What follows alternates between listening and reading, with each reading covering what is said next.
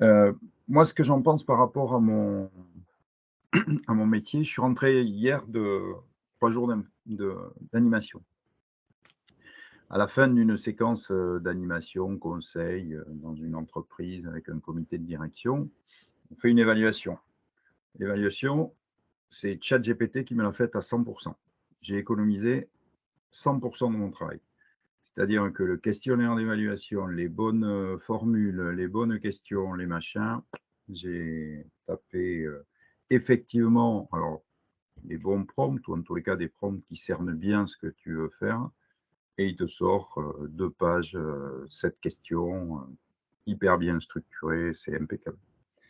Donc là, sur ces volets-là, qui sont à 0 valeur ajoutée, c'est parfait. La particularité de notre métier, je pense, pour le moment, dans l'enseignement, dans la formation, dans l'enseignement, je ne parle pas dans la formation entreprise, mais dans l'enseignement, c'est que 100% des étudiants l'utilisent. Pas 100%, mais c'est 99,99. Donc ça veut dire que soit côté intervenant, tu es en avance de phase, tu connais et tu sais mettre de la valeur ajoutée par-dessus, soit tu n'as aucun intérêt à être là, quoi. Parce que donc je pense qu'effectivement, ce sera un peu ça, hein, ce qui va se passer sur les métiers. Bon, je ne crois pas que ça détruise de l'emploi de façon systématique. Je pense que ça va amener à repositionner sur de la vraie valeur ajoutée. Et pour ce qui est le métier de formateur, ça nous tire vers le haut. Moi, ça m'a imposé, depuis le mois de novembre dernier, de repenser complètement mes modalités d'évaluation. J'ai fait un cours avec des apprenants de M2 sur un sujet qui est la communication des marques au travers du digital. Je ne peux pas leur demander une évaluation comme je demande d'habitude, parce que sinon, je vais avoir 100% de chat GPT à l'intérieur. Donc, en fait, ce qu'on a fait, on a demandé à ChatGPT de nous générer le plan. On a challengé ce plan ChatGPT avec des prompts, des trucs comme ça.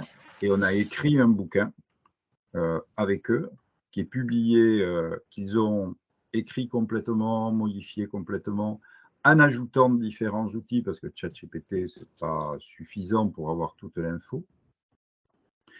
Que ce soit du Scoopit, que ce soit du Google, que ce soit des alertes différentes sur de la veille. Ce bouquin-là, il a été mis dans Amazon avec le système de publication d'Amazon et il est publié chez Amazon. Voilà. Donc c'est un vrai plus. C'est un vrai plus pour eux, c'est un vrai plus pour moi. Ça, je pense que ça tire vraiment vers le haut. Après, il y a un constat quand même, et là, je pense que pour le cabinet Junca, c'est un élément important, et puis ça, pour tous les professionnels, c'est que, on en discutait avec Guillaume, tu ne peux avoir des choses intéressantes que si tu connais déjà. Si tu sais, on dit, on apprend que ce que l'on sait déjà, quoi. Si tu le challenges pas vraiment, le truc, parce qu'il y a des choses que tu connais, parce que tu l'amènes là-dessus, c'est pas lui qui t'y amène. Lui, il t'amène la partie émergée, là, l'écume, mais il faut l'alimenter avec des choses. Et bon, après, quand on lui pose des questions, effectivement, il a les réponses. Mais si tu n'as pas cette connaissance du sujet qui permet de relancer, c'est pas Je suffisant. rebondis sur ce que disait Jacques, pour ajouter à ce qu'il disait. Là, en fait, on a un professeur de l'université aux États-Unis qui est vraiment un des testeurs les plus chevronnés de ces outils. Et là, il a utilisé Bing fort.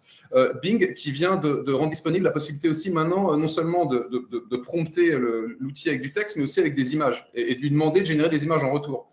Et donc là, en fait, il lui a demandé de générer des chaussures, voilà, des ballerines. Et ce qui est intéressant, c'est qu'on se posait la question de savoir si est-ce qu'il faut être un expert du domaine ou pas pour produire quelque chose d'utile dans le domaine grâce à ces outils. Certes, ça doit forcément aider, mais en fait, on s'aperçoit que si on sait bien parler l'outil, on peut arriver à lui faire produire des choses intéressantes sans rien y connaître nécessairement. Donc là, par exemple, le professeur n'y connaît rien, mais il demande à Bing d'imaginer différents designs. Et il lui demande de réfléchir à ses designs. OK, parmi tout ce que tu m'as imaginé, quels sont les 4 meilleurs? Et dis-moi pourquoi, et dis-moi ce qu'il faudrait quand même faire pour les améliorer. Et donc, en fait, il se contente juste de challenger l'outil et de réfléchir à ce qu'il vient de faire, mais sans apporter vraiment de critique lui-même, parce qu'il n'y connaît rien, à vrai dire, le professeur. Donc, il le laisse réfléchir, il le force à réfléchir à ce qu'il a fait et à améliorer ce qu'il a fait. Et donc, à la fin, il arrive avec quelque chose qui a l'air plutôt abouti, quoi.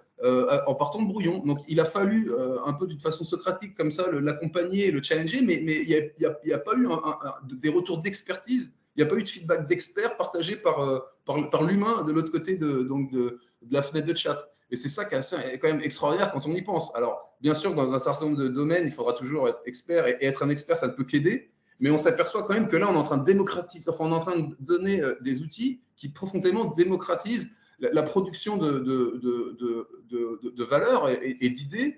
On met ça dans les mains du plus grand nombre. Et donc, comment ça pourrait ne pas bouleverser d'une certaine manière l'économie d'aujourd'hui? Donc ça, c'est vrai que je trouve ça particulièrement troublant.